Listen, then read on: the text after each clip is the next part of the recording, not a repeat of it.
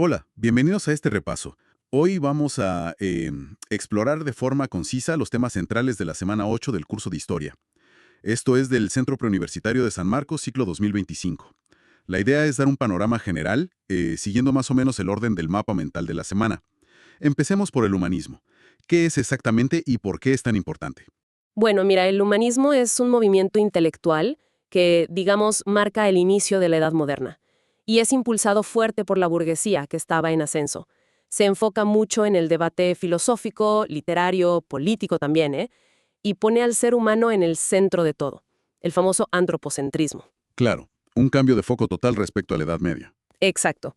Promueve un pensamiento más laico, o sea, más separado de la influencia directa de la Iglesia. Se rechaza la escolástica medieval, esa forma de pensar tan rígida, y se mira con admiración a la cultura greco-latina. Entiendo. ¿Y quiénes serían como los rostros de este movimiento?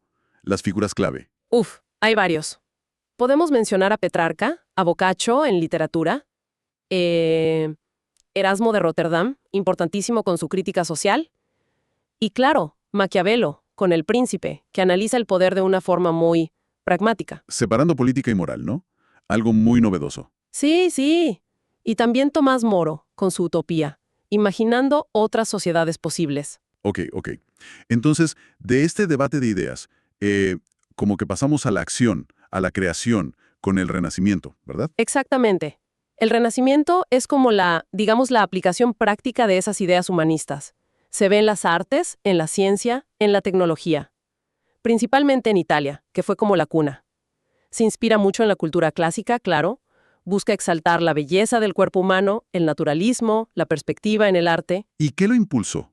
Aparte de las ideas. Bueno, fue clave el apoyo de los mecenas, esas familias ricas y poderosas que financiaban a los artistas. Ah, claro, los Medici y otros. Esos mismos.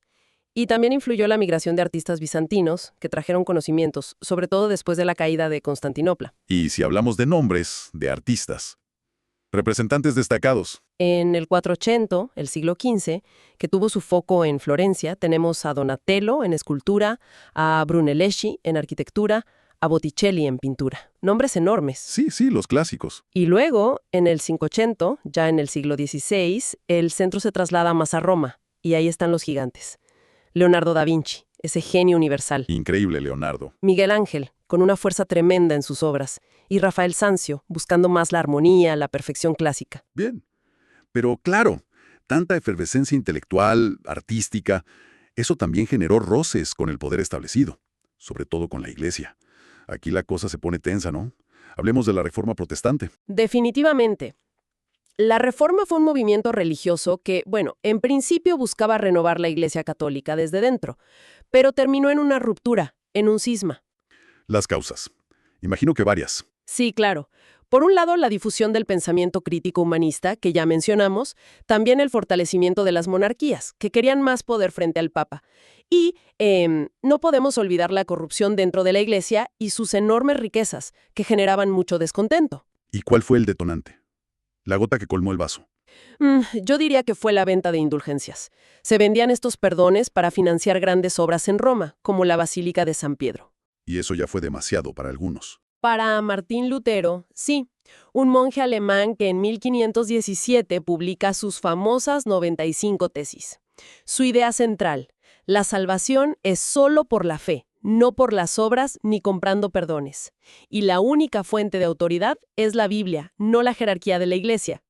Además, rechazaba muchos sacramentos, proponiendo solo dos: bautismo y Eucaristía. Y ahí empezó todo. Ahí empezó la división. Luego surge el calvinismo, con Juan Calvino en Suiza, que añade la idea de la predestinación, o sea, que Dios ya eligió quienes se salvan. Una idea fuerte. Muy fuerte. Y también el anglicanismo en Inglaterra, que fue una ruptura más política, la verdad, iniciada por el rey Enrique VIII con el Acta de Supremacía para poder divorciarse y controlar la Iglesia en su país. Hacemos una pausa rápida aquí. Si esa síntesis les está resultando útil, les invitamos a suscribirse al canal. Además, en la descripción del video pueden encontrar el enlace para descargar gratis el mapa mental completo y también los apuntes de esta clase. Bueno, y como reacción a todo esto, la Iglesia Católica lanza lo que llamamos la Contrarreforma. La respuesta católica. Exacto. Su gran evento fue el Concilio de Trento, que duró años, entre 1545 y 1563. Ahí se reorganizó la Iglesia, se reafirmó con fuerza la autoridad del Papa, se insistió en que la salvación es por la fe y por las obras, se confirmaron los 7 sacramentos, o sea, se marcaron las diferencias con los protestantes. Y también se pusieron más estrictos, ¿no? Sí, claro. Se crearon instrumentos como el Index, que era una lista de libros prohibidos para controlar las ideas que circulaban, y se reforzó el Tribunal de la Inquisición para perseguir la herejía. ¿Hubo alguna orden religiosa que fuera especialmente importante en este proceso? Importantísima fue la Compañía de Jesús, los jesuitas, fundada por Ignacio de Loyola. Se volvieron clave en la educación de las élites y fueron como la punta de lanza intelectual en la defensa de la autoridad del Papa. Muy influyentes. ¿Y las consecuencias de todo este choque religioso? Pues mira, se consolidó la división religiosa en Europa, que ya no volvió a ser la misma. Hubo terribles guerras de religión que duraron décadas. Y, paradójicamente, la Iglesia Católica terminó apoyando a las monarquías absolutistas como aliadas frente al protestantismo. Qué interesante, cómo todo se conecta. Y mientras Europa estaba enfrascada en estos debates y guerras religiosas, al mismo tiempo, se lanzaba a los mares, ¿no? La expansión europea. Correcto. Fue un proceso simultáneo y fundamental. La expansión europea fue impulsada principalmente por la necesidad de buscar nuevas rutas comerciales hacia Oriente. ¿Por qué? ¿Qué pasó con las rutas viejas? El bloqueo otomano en el Mediterráneo oriental, sobre todo tras la caída de Constantinopla en 1453, complicó mucho el comercio tradicional con Asia. Había que buscar alternativas. Y ahí entraron Portugal y España. Exacto. Lideraron esta expansión. Tenían ventajas.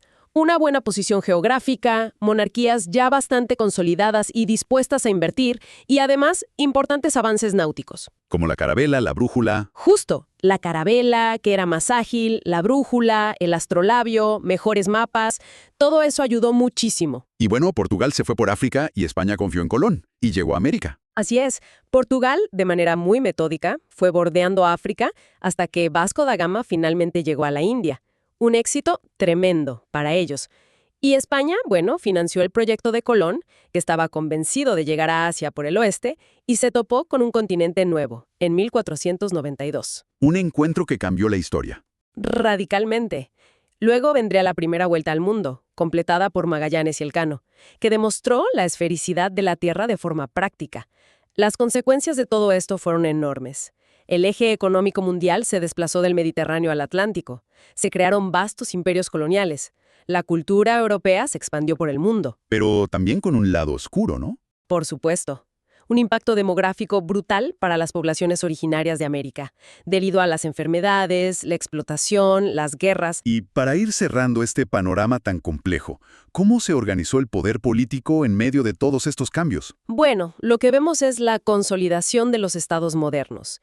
Estados más centralizados, con fronteras más definidas, que poco a poco evolucionaron hacia el absolutismo. El poder total para el rey. Exactamente. Un sistema donde todo el poder se concentra en la figura del rey. Esto fue posible, en parte, por la decadencia de la nobleza feudal tras las crisis anteriores, y se justificó con teorías políticas.